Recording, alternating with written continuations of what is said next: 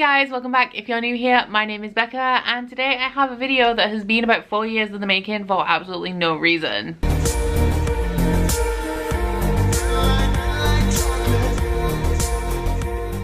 So today we're doing a classic, a video that I have never done, and that is simply if you like this book then you'll like this one. For some of them it could also be if you don't like this book you may like this one. And I have been trying, like, these are a thing on BookTube. People do them really regularly. But essentially, I have been so pedantic about the books that I will recommend based on other books and how similar they are that it has taken me 4 years to put together a list of 6 books, or 12 books in total, because there's 6 pairs of if you like this then you will like this. So in some of the instances I have actually disliked one of these books, but I think that the other one has done the same things so much better. Some of them have like super concrete comparisons of why I think you will like them if you like the other, and a few of them also work interchangeably, so if you like either one of them then you will like either one of them. Some of these contain books that aren't quite as popular. Some of them have more hyped books that you may be undecided about whether you want to pick up, but this comparison may help you guys out, so let's get stuck into it. So the first ones are kind of like thrillers with supernatural twists, although one of them is marketed as a fantasy. But if you like Night Film by Marisha Pessl, you may like The Hazelwood by Melissa Albert. So Night Film by Marisha Pessl is an adult thriller about this man who is a journalist, and he essentially loses his job and all of his credibility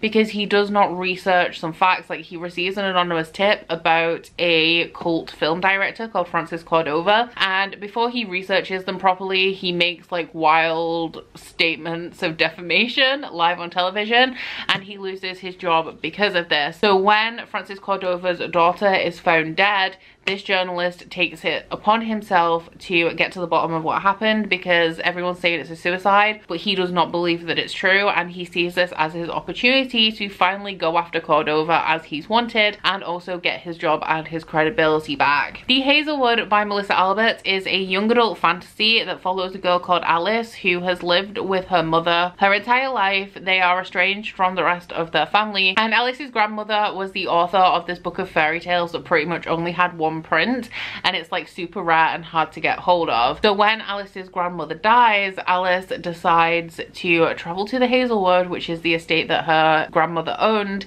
and she starts to find out some things that she maybe did not sign on for. So I actually think, even though I'm framing this as if you like Night Film you may like the Hazelwood, I'm only doing it that way because I would say that Night Film is more hyped, but personally I did prefer Night Film. This is one of my favorite thrillers. This was like a pretty standard read for me, but I think that they both have very similar structures. So the only thing that I dislike about Night Film is that it has a sense of ambiguity, and I think it goes on for 50 pages longer than it would have to. But you essentially start off with the journalist following this investigation and trying to find some stuff out.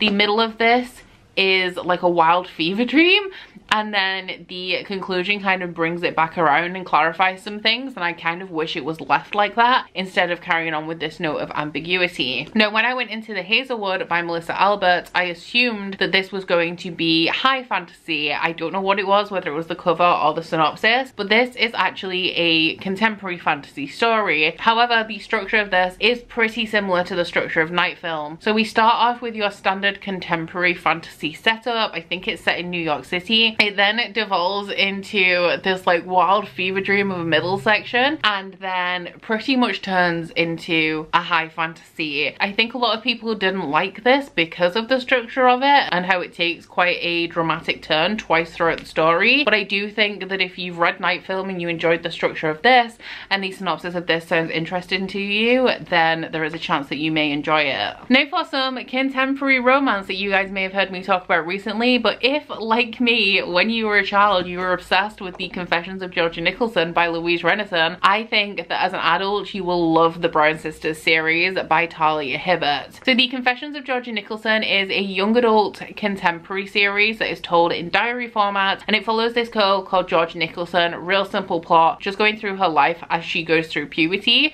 So arguments she has with her friends, boys that she's interested in, her first kiss, like shaving her legs and plucking her eyebrows for the first time and all of that stuff. And And the Brown Sisters series is a series of standalone romances that each follow one of the Brown sisters. And in this first one, Get a Life, Chloe Brown. Chloe has a near-death experience which causes her to want to live a little bit more. So she makes a list of things that she thinks will help her get a life. And one of these is moving out. And when she moves out, the superintendent of the building is this guy called Red, who has a motorbike and instantly takes a dislike to Chloe. So it's kind of like a hate to love situation. So plot-wise, not really similar aside from that they're contemporary romances, but I think that the humor in these is the same for a different audience. So my favorite thing about the Confessions of Georgia Nicholson is that Georgia is just a little bit bizarre. Like, the humor in here is that Georgia will say the most random things. She's super awkward, so she'll just blurt something absolutely ridiculous out of her mouth, and it is hilarious. And I think that the humor in here is exactly the same. The way that this is funny is in that it's so bizarre. Like, there'll be a conversation between the two characters that are romantically involved, and one of them will just say something absolutely ridiculous. So if you enjoyed the humor in this, if this made you laugh out loud, I think that this series will also make you laugh out loud, and I love both of these. Both of these are 5-star reads for me. Moving on to a couple that both contained a similar element, and in both instances I was not expecting that element, but it made me love them. If you like The Bear and the Nightingale and the Winter Night trilogy by Catherine Arden, then I think that you will really love Gods of Jade and Shadow by Sylvia Marino Garcia. Now, The Bear and the Nightingale follows a young girl called Vassia who has the ability to see the spirits of the forest. The spirits of the forest actually perform an important role in the town that Vassia is from, in that they actually protect the people of the town from the evil spirits of the forest. However, when Vassia's father remarries, he marries a very devout woman from the city who moves in and brings a priest with her, and she actually has the same ability as Vassia. However, because she is a Christian, she thinks that the spirits of the forest are demons, and with the help of the priest, they start to turn the people of Vassia's town away from the old gods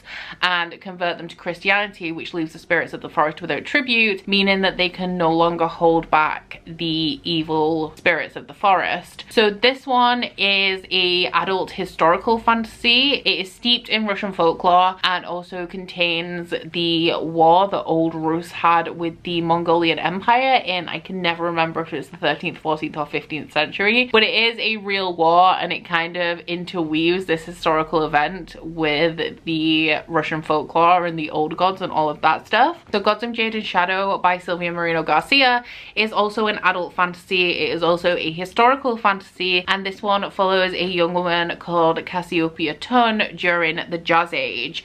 Now, Cassiopeia wants to live her life a little bit more. She wants more excitement. She wants to take part in the Jazz Age. However, because of who her father is and because her mother ran away, married him, had a child with him against the wishes of her family, when all of that fell through and Cassiopeia and her mother had to move back into the family home, they're very poorly treated and essentially treated like servants. So Cassiopeia spends all of her days cleaning until one day she stumbles across a box in her father's bedroom, opens it, and accidentally releases a Mayan god of death, who then makes her help him track down his treacherous brother and reclaim his throne. So the thing that both of these have in common is mythology. They also have a similar story structure. This one has more story in it and more plot threads because it's a series, but one overarching thread in here, which was my favorite element of this book, contains some romantic elements, is also present in Gods of Jade and Shadow. They are both very atmospherically written, and they are both very, very well written books, and essentially they are pretty much the same kind of story but with different mythologies. So I think this one is slightly more hyped than Gods of Jade and Shadow, but if you really loved this series like I did, then I think you will also really love Gods of Jade and Shadow. My only criticism really of Gods of Jade and Shadow is that it's not a series, and you know I prefer my extensive long form stories as opposed to standalones, but very atmospheric, well written books with very similar plot lines. So next up, if you enjoyed Furyborn by Claire Legrand, then I think that you will enjoy The Queen of the Tealing by Erica Johansson. So Furyborn is a young adult fantasy story that follows follows two main characters. One is called Riel and the other one is called like Eliane or something like that. I need to check that. Eliana. And these two women are separated by 1,000 years. So in the more past timeline, Riel is one of the prophesied queens. So one queen is going to save the world, one queen is going to end it. And Riel is one of these, but she does not know which one. And she has to perform 7 elemental magic trials, and if she fails them, she will be executed. And then 1,000 years later, we are following Eliana, who is a bounty hunter in a city. Now, The Queen of the Tealing by Erica Johansson is an adult fantasy series that follows a young woman called Kelsey, who is the Queen of the Tealing. However, she has been raised away from the throne because her mother was paranoid about assassins, so she sent her away to be raised by people she trusted, and in that time, Kelsey's uncle has been sitting as regent. So this series starts off where Kelsey is about to go and reclaim her throne, and she finds out that her uncle has been willingly giving the people of the kingdom to a neighboring kingdom as slaves, and Kelsey immediately puts a stop to that, which then leaves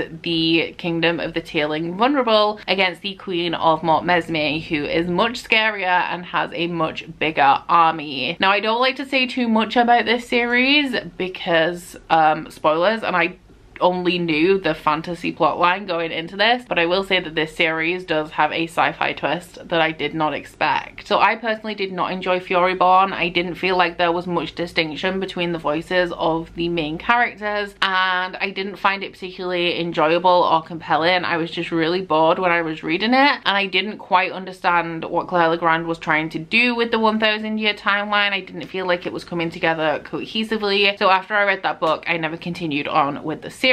However, Queen of the Tealing I really loved. I think it has some solid twists, that sci-fi twist. I knew something was up, but I didn't know what it was. And when I did find out what it was, it absolutely blew my mind. This is also quite a slow moving book, so it takes a while to get into. And I just don't feel like it's as hyped as it deserves to be. The end of this series as well is one of the best series endings I have ever read. It is one that people either love or hate. I've seen 1-star reviews of the last book because of the ending, and I've seen 5-star reviews of the last book because of the ending. I personally thought it was perfect, but I also get why people would be upset. So in this particular instance, I think that if you liked Furyborn, there's a good chance that you'll like The Queen of the Tealing, because I personally think that the sci-fi elements were done so much better. But on the flip side of that, if you didn't like Furyborn, but you did like the concept of having this 1,000 year gap between the queens, and also the like high fantasy plotline and setting, but with maybe a little bit of sci-fi, then I think that you may have better luck with The Queen of the Tealing. So the next two we have, I have less concrete of a comparison on these two. They just gave me the same vibes, okay? But if you like the Red Queen series by Victoria Aveyard, then I also think you would like The Merciful Crow duology by Margaret Owen. So this one follows a young girl called Mare Barrow. Sorry, I just love this series and I haven't talked about it in such a long time. But this one is like a YA dystopian fantasy that follows a young girl called Mare Barrow who lives in a world where people are separated by the color of their blood. So the people with red blood are the normal people, and people with silver blood have magical abilities. So Mare has red blood. She's a normal person until one day when she's working at the palace, she finds out that she actually has the ability to control lightning. And because of this, because she shouldn't exist because of these powers,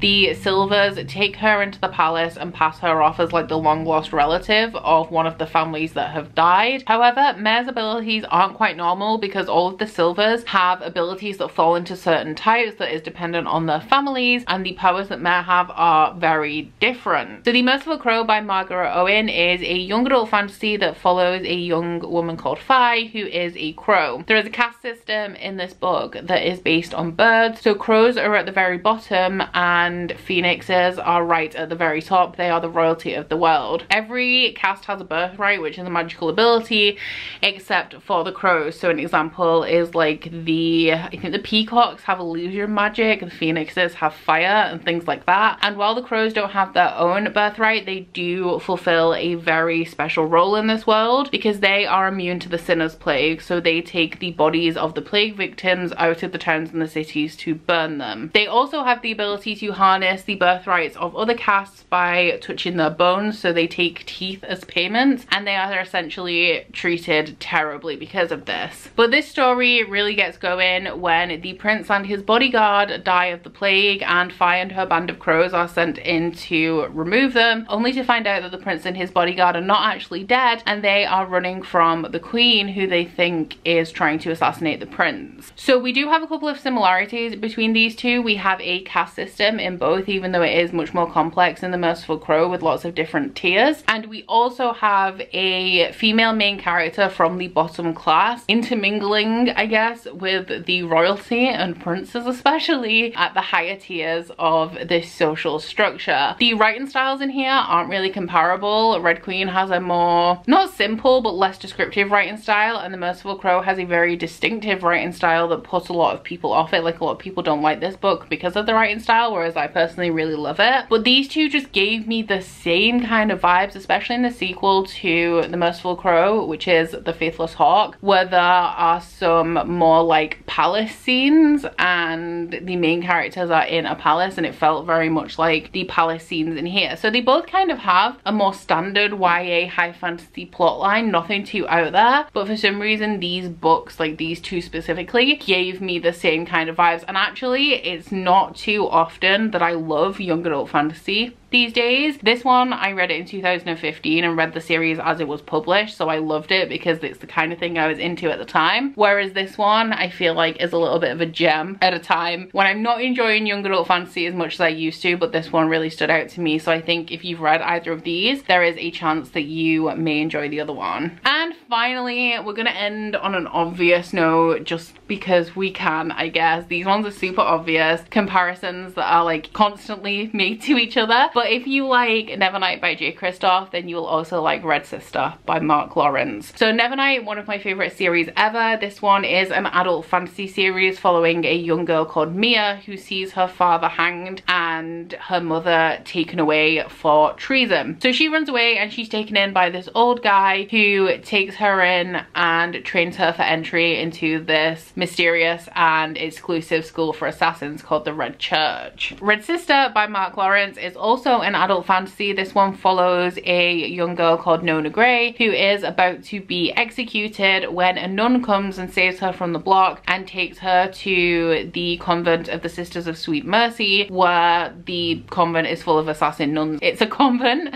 for training assassins, essentially. So these two are very, very similar. They are both adult grimdark fantasy. They both contain assassin schools. This one, I haven't read the sequel yet, but this one seems to be more long form in the school format. So I think that the school setting and the training is going to continue throughout the series, whereas this one mainly has the school setting with the training element in just the first book. But they both have assassin schools where they do actually go into depth about the lessons and the different tutors and stuff, which is something that I really, really love in both of these. They also have very similar tones. Like, it's hard to explain the atmosphere of a book. I'm somebody who kind of sees, not in like full technicolor or anything, but I see the events of a book in my mind as I'm reading them. So I get like feelings of, if it was a movie, would it be like bright and happy and oversaturated, or would it be like quite neutral and desaturated? And these both have like a very gloomy, desaturated feel to them. The writing style is also kind of similar, although I would say that Nevernight is heavier on the drama and the heavy dramatic metaphor than Red Sister is. But either way, I would say if you've read one of these, you're gonna enjoy the other one. Both badass female assassin characters, both grimdark stories, and both have a very similar tone and atmosphere. So there you have it. Those are 6 pairs of books where if you like one or didn't like one, then you may